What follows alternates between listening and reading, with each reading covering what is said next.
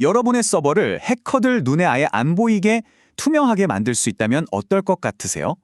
오늘은 바로 그 방법을 현실로 만드는 아주 특별한 보안 모델, 소프트웨어 정의 경계에 대해 이야기해 볼까 합니다.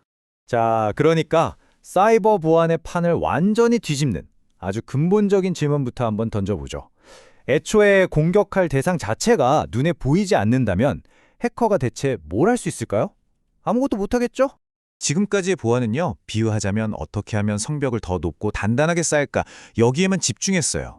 근데요, 소프트웨어 정의 경계, 우리가 SDP라고 부르는 건 발상 자체가 다릅니다.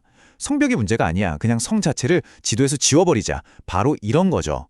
이게 정말 엄청난 패러다임의 전환인 겁니다. 네, 바로 이 핵심 원칙을 아주 멋진 이름으로 불러요. 바로 다크 클라우드 철학입니다. 목표요? 아주 단순하면서도 그래서 더 강력합니다.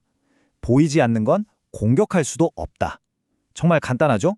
우리가 보통 쓰는 네트워크는요, 모든 집 주소, 그러니까 IP 주소가 쫙 나와 있는 공개된 지도 같은 거예요. 누구나 볼 수 있죠. 하지만 SDP는 완전히 달라요. 초대받은 손님, 즉 인증된 사용자에게만 살짝 지도를 보여주는 거죠. 허가받지 않은 사람 눈에는 그곳은 그냥 텅 빈 공간, 말 그대로 암흑, 어둠 속에 감춰져 있는 겁니다. 자, 그리고 이 모든 걸 가능하게 하는 딱 하나의 대원칙이 있습니다. 바로 먼저 인증하고 그 다음에 연결한다. 이거 기존 모델을 그냥 180도 뒤집어 버리는 생각이에요. 보통은 일단 문을 두드려보고 누구인지 말하잖아요. 이건 아예 누구인지 증명하기 전까진 문 자체를 보여주지 않겠다. 이거죠. 자, 그럼 이 마법 같은 보이지 않는 보안, 도대체 어떻게 돌아가는 걸까요? 여기에는요, 아주 환상의 팀워크를 자랑하는 3명의 주인공이 있습니다. 지금부터 이 보안팀의 멤버들을 한 명씩 소개해 드릴게요. 자, 첫 번째 멤버입니다. 바로 여러분의 노트북이나 스마트폰에 설치된 클라이언트. 역할은 신뢰할 수 있는 메신저예요.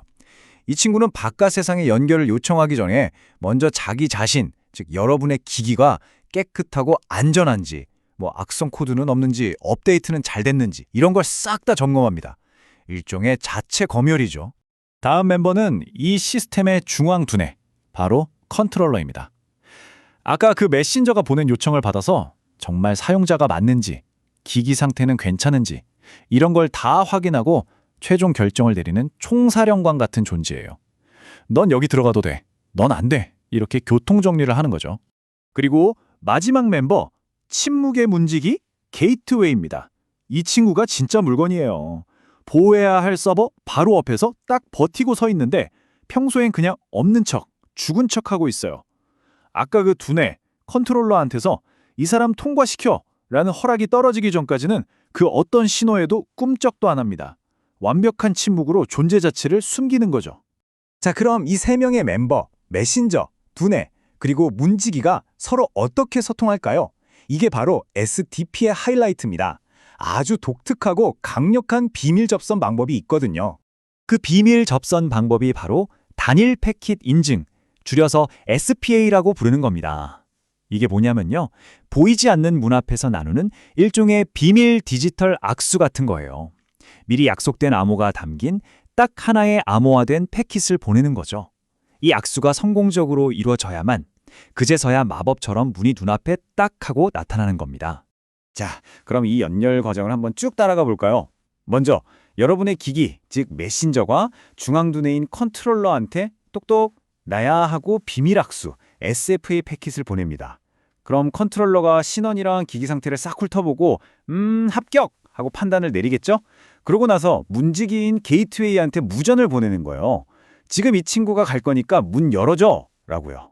바로 그 순간 여러분의 기기와 게이트웨이 사이에 다른 사람은 절대 들어올 수 없는 아주 안전하고 암호화된 전용 터널이 쫙 하고 생기는 겁니다. 자, 그래서요, 이렇게까지 해서 인프라를 숨기고 먼저 인증부터 받는 방식이 실제 해커들의 공격을 막는데 얼마나 효과적일까요? 결론부터 말씀드리면 효과는 정말 어마어마합니다. 해커들이 가장 많이 쓰는 공격법들이 있죠.